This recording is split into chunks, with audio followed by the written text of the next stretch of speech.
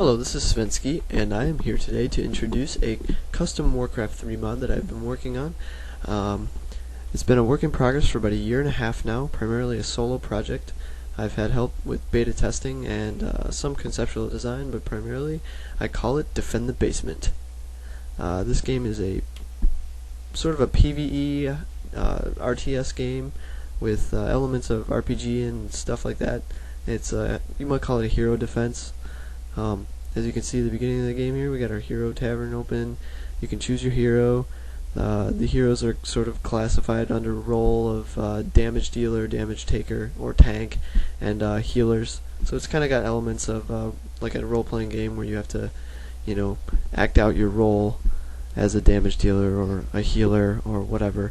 I chose just a support sort of hero here. So to get into the details, the game is basically you can activate levels that spawn creeps, and the creeps are going to run down a lane to you, and you have to stop them or they will destroy the building in the back of your base there, referred to as John's house. Your heroes are equipped with abilities. Here I'm highlighting your racial ability, which is a single point ability, and these here are abilities that require leveling up, and you have to spend a skill point to level one up. I'll level up Frost Shock to do some damage, but the abilities do different things throughout the game mechanics. Healing, damage dealing, some of them are more for controlling the enemy.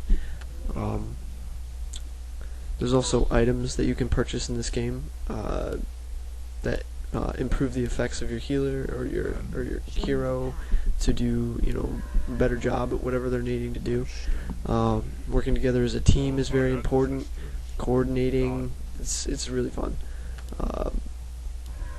There's also here we have a big part of the game is you make money to buy these items, and to buy those things that I was just purchasing were stat boosts.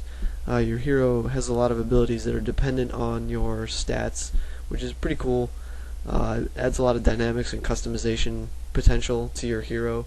So later in the game you can buy a lot of certain stat and improve some abilities, while other abilities remain at a lower state, a less useful state. So you can really customize your hero in that way, and with the items you buy and what abilities you level up. Here I've activated the first level of the game. You can see the creeps are running down this path toward the house in the back. If they get to the house, they'll try and destroy it, so your objective is to stop them before they get there and kill them all. You can see there's a multi-board there that tracks the damage and kills that you've gotten, shows your status if you're alive or dead or still choosing a hero, stuff like that. You saw the camera rotating functionality. There's a lot of fun integrated things that are intended to really allow you to customize your gameplay. So at the end of each level there's a boss that comes at you, and here we have the giant enemy crab. You can hit your giant enemy crab with Frost Shock for massive damage. 983 you saw there. You kill the boss of the level and you've beaten the level, and you will level up. And leveling up allows you to put more points into abilities. As you will see, I will click the red plus there and spec another point into Frost Shock to improve its effectiveness.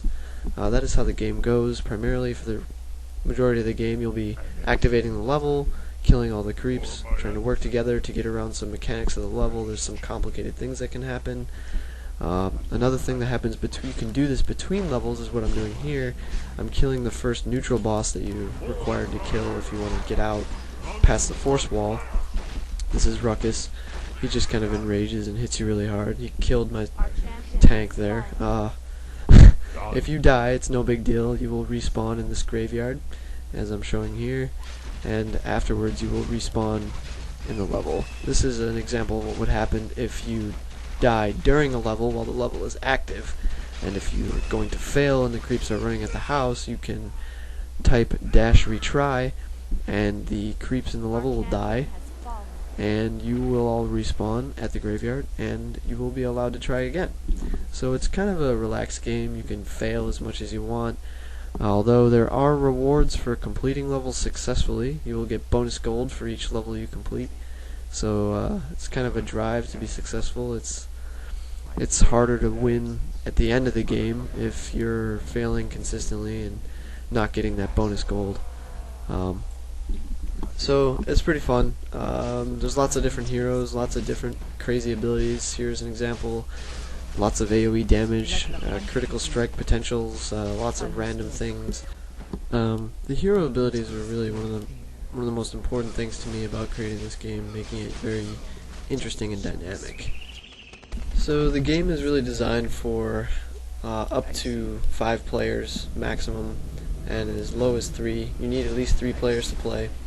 There is a single player test mode if you're interested in learning some stuff in the game by experimentation, but the difficulty scales as well with the number of players. So if you only have 3 players, it's going to be easier. If you have 5 players, it's going to be a lot more challenging.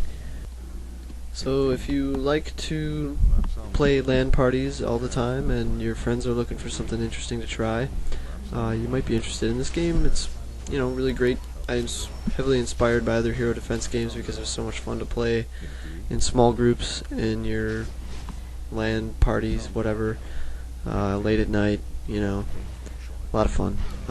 There's a beta available for download. You can play the game pretty well as is now. I just have to add some additional content to complete. It should be soon released, final version. So that's Defend the Basement. Check it out!